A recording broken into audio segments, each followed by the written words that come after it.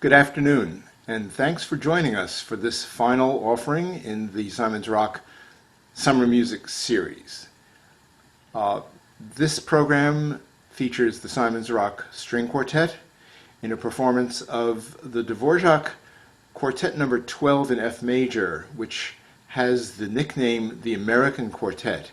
And I'd like to say a few words about the string quartet and then about the composition that they'll be performing. The Simon's Rock String Quartet was formed by Simon's Rock students at their own initiative in the fall of 2018, and they worked together for almost 2 full years. The work cut short by the pandemic, unfortunately, but in that time they became a well-honed ensemble, performing a number of works from the string quartet repertory, including this Dvorak Quartet, which was a project initiated by the students themselves, particularly the cellist Julian White. The 4 members of the quartet were Ella Maniz, first violin, Daniel Rose Levine, second violin, Katie Ruman, viola, and Julian White, cello. The Dvorak Quartet was composed when Dvorak traveled to and was in residence in the United States in the early 1890s. He was invited to come to New York by a woman named Jeanette Thurber, who was founding a national conservatory of music in New York City. This eventually evolved into the Juilliard School. She wanted one of the world's great composers. Dvorak was the man of the hour in Europe, and he agreed to accept her proposal for a 2-year visit in the United States, for which he was paid $15,000 each year. Lots of money back then. He arrived in the summer of 1892, and by May of 1893 he had completed what is probably his best-known work, the Symphony number 9, which was given the title by him of From the New World. This is one of the most popular works in the symphonic repertory to this day. It was an enormous success when it was premiered in December of 1893.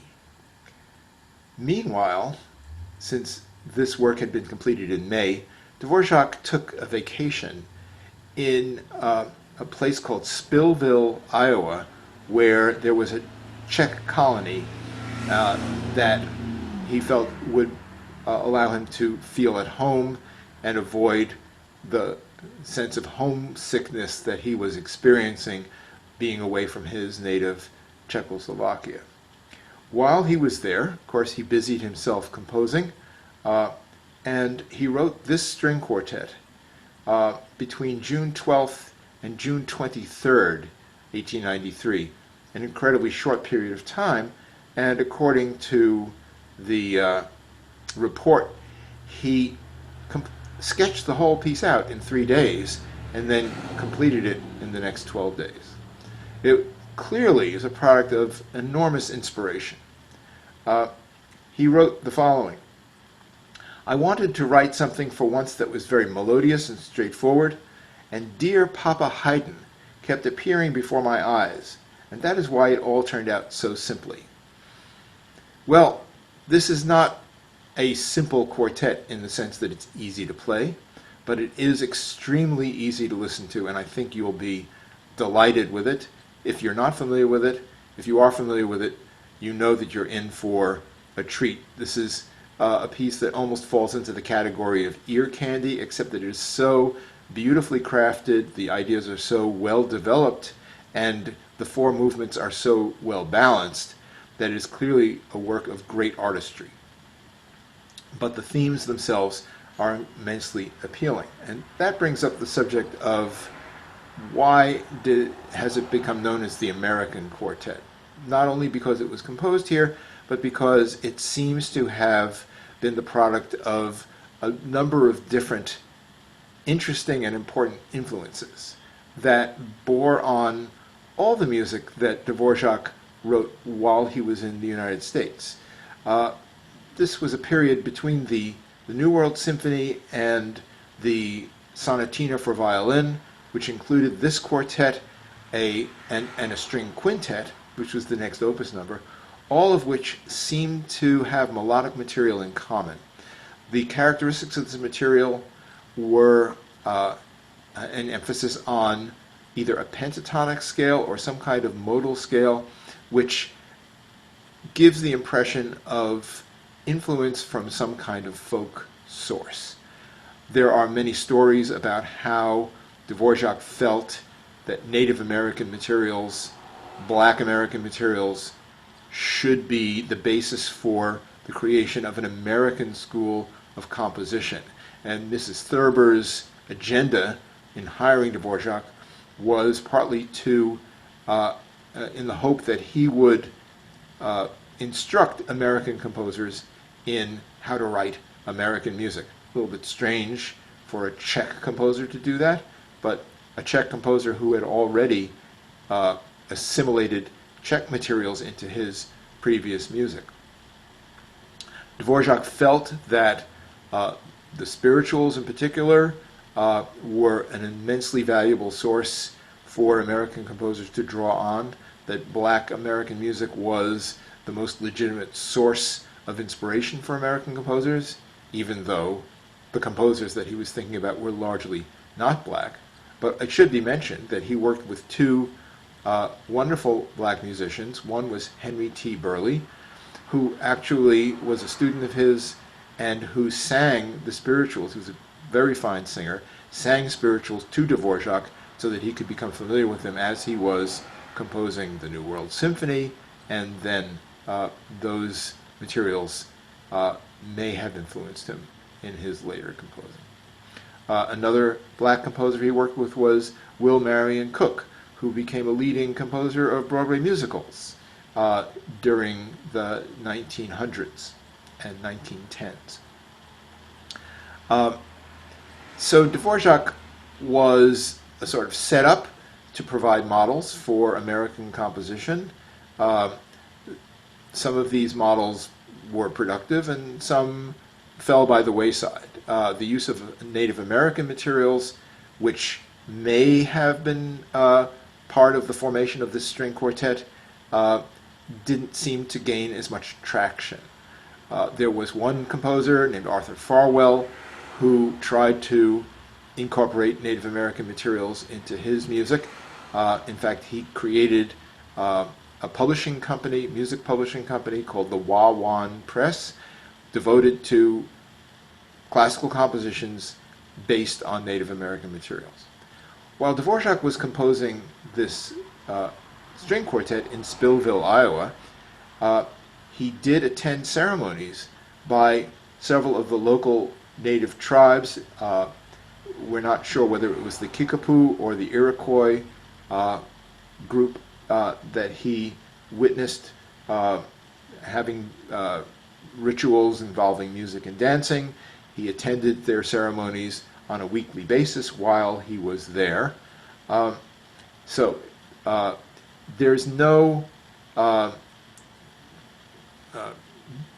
tangible evidence that any specific material that he absorbed made its appearance in this work.